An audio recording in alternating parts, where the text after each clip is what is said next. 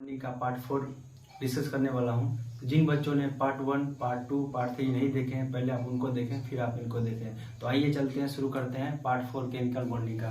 पिछले क्लास में हमने आयनिक बॉन्ड के डेफिनेशन देख लिए थे। आयनिक बॉन्ड कैसे बनता है उसको थोड़ा सा समझने की कोशिश किए थे। आज की क्लास में उसी कंटिन्यूएशन में आयनिक बॉन्ड को डिस्कस कर रहा हूँ। तो देखिए, आयनिक बॉन्ड समझने से पहले आपको समझना पड़ेगा इलेक्ट्रॉनिक रिप्रेजेंटेशन। तो मैं क्या करता हूँ, कुछ एक एग्जांपल लेता हूँ, फिर आपको समझाने की कोशिश करता हूँ। जैसे सोडियम, क्लोरीन और कैल्शियम।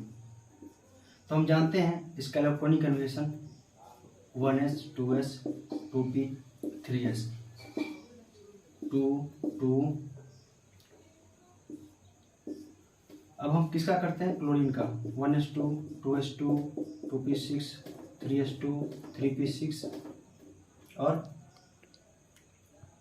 3p5। जहां भी दिक्कत होगा ऐड करके देख लेंगे। जैसे 2 2 4 6 4 10 10 2 12 5 17। क्लियर है? 17। अब इसको करते हैं 1s2 2s2 2p6 3s2 3p6 4s2। तो ये तो था इलेक्ट्रॉनिक कॉन्फ़िगरेशन। अब इसका रिप्रेजेंटेशन देखते हैं। तो सोडियम का करते हैं पहले। तो देखिए, सबसे पहले क्या करेंगे, इसमें पेयरिंग लगा लेंगे। क्या ये पेयर में है? नहीं है। क्या ये पेयर में है? दोनों है, तो इसको पेयरिंग करें। क्या ये नहीं है, ये अलग है, तो ये अलग हो गया। अब देखिए इसको लिखते कैसे हैं, 2, ये दोनों पेयर में है। इसको देखना है, इसको नहीं देखना है। क्या नहीं देखना है?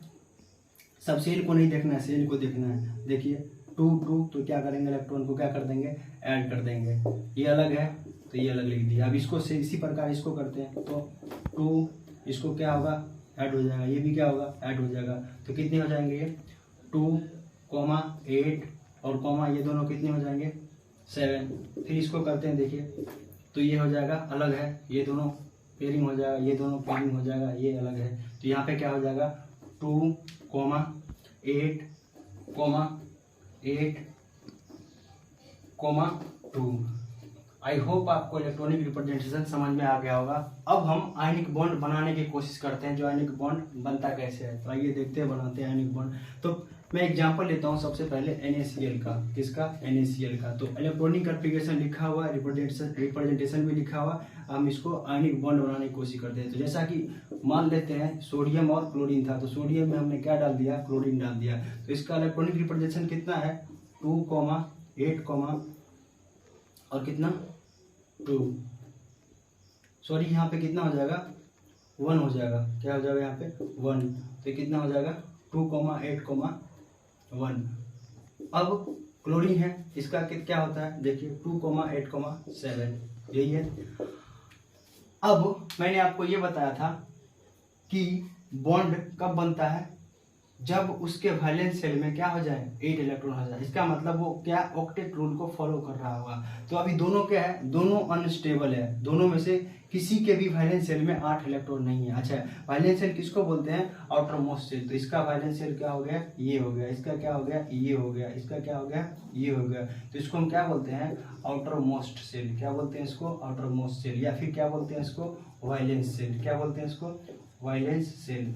आपको आई होप पता होगा आउटर मोस्ट शेल क्या होता है, वैलेंस शेल क्या होता है। दोनों एक ही चीज होता है। तो वैलेंस शेल होता है कि आउटर मोस्ट शेल में कितने इलेक्ट्रॉन है, उसी को वैलेंस शेल। या फिर आखिरी शेल में कितने इलेक्ट्रॉन है, उसी को क्या बोलते हैं, वैलेंस शेल। तो आइए, तो ये दोनों के वैलेंस शेल में कितने हैं, आखिरी शेल में कितने इलेक्ट्रॉन, 1 है। इसमें भी कितना है, इसमें है 7। तो अब हमको क्या कराना है, आयनिक बॉन्ड फॉर्म कराना है। तो आपको बताया था आयनिक बॉन्ड, जैसा कि आपको मैंने बताया था कि आयनिक बॉन्ड कैसे फॉर्म होता है, या तो गेन ऑफ इलेक्ट्रॉन, या तो लॉस ऑफ इलेक्ट्रॉन, या तो शेयरिंग ऑफ इलेक्ट्रॉन। अगर तीनों में से अगर कुछ भी हो जाए, इसका मतलब क्या बन जाएगा, आयनिक बॉन्ड बन जाएगा। तो आइए इसको आयनिक बॉन्ड बनाने की कोशिश करते हैं। तो यहाँ पे अब हमको क्या करना पड़ेगा, इसको स्टेबल बनाना पड़ेगा। दोनों अभी क्या अनस्टेबल, ये बोलता है कि मैं भी अनस्टेबल हूँ, ये बोलता है मैं भी अनस्टेबल हूँ। तो अगर स्टेबल बनाना है तो हमको क्या कराना पड़ेगा यहाँ पे, तो जैसा कि देख रहे हैं यहाँ पे हमको क्या कराना पड़ेगा, यहाँ पे हमको इलेक्ट्रॉन को निकालना पड़ेगा। तो ये क्या करेगा, इसको एक इलेक्ट्रॉन दे देगा। क्या करेगा ये, इसको देगा। क्यों, क्योंकि इसके पास कितना है, एक। इसके पास कितना है वैलेंस शेल में 7 है। तो 1 और ये क्या है 7 है।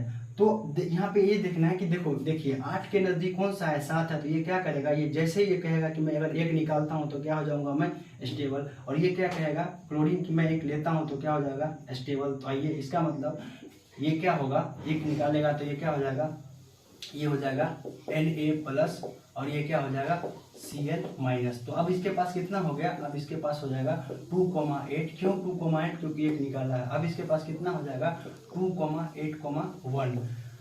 इसका मतलब अब इसके भी पास वैलेंस शेल में 8 इलेक्ट्रॉन, इसके भी पास वैलेंस शेल में कितने इलेक्ट्रॉन, 8 इलेक्ट्रॉन। तो अब दोनों वैलेंस शेल में कितने इलेक्ट्रॉन हो गए, दोनों के पास 8 इलेक्ट्रॉन। इसका मतलब अब क्या हो गया, ये स्टेबल हो गया। तो अब ये जो बना है ये क्या बना है NaCl। NaCl क्या बन गया, ये सॉलिड। इसी को हम क्या बोलते हैं, कॉमन साल्ट। तो आई होप आपको साल्ट कैसे बनाया जाता है आपको मैंने सिखाया है। अब अगले क्लास में कुछ और एक एग्जाम्पल लेंगे आयनिक बॉन्ड का। तो आप या तो इसका स्क्रीनशॉट ले लें या फिर आपके नोट्स बना लें और मेरे साथ डेली बने रहें। अगले क्लास में कुछ और एक एग्जाम्पल लेंगे जिससे आयनिक बॉन्ड आपका पूरा पिक्चर आयनिक बॉन्ड का क्लियर हो जाएगा।